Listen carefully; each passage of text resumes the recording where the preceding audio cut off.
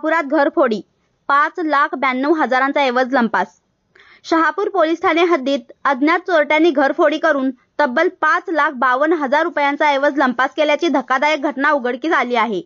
ही घटना तारदाळवाडी येथील मगदुममाळा भागात घडली असून याबाबत शहापूर पोलीस ठाण्यात गुन्हा दाखल करण्यात आला आहे।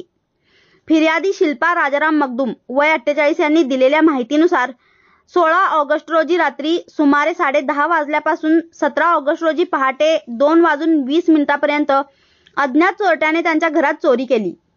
घरातील लाकडी कपाटाचे कुलूप तोडून घरात प्रवेश करण्यात आला। त्यानंतर चोरट्याने 10.5 तोळे सोन्याचे दागिने, रोकड रक्कम व शांघाई कंपनीचा मोबाईल फोन असा एकूण 5,92,000 रुपयांचा मुद्देमाल चोरून नेला। घटनेची माहिती मिळताच शहापूर पोलीस घटनास्थळी दाखल झाले आणि पंचनामा करून तपास सुरू केला। या प्रकरणी शहापूर पोलीस ठाण्यात अज्ञात आरोपी विरोधात गुन्हा दाखल करण्यात आला आहे। पोलीस निरीक्षकांच्या मार्गदर्शनाखाली पोलीस सहाय्यक कुटे पुढील तपास करीत आहेत। गावात झालेल्या या घरफोडीमुळे नागरिकांमध्ये भीतीचे वातावरण निर्माण झाले आहे।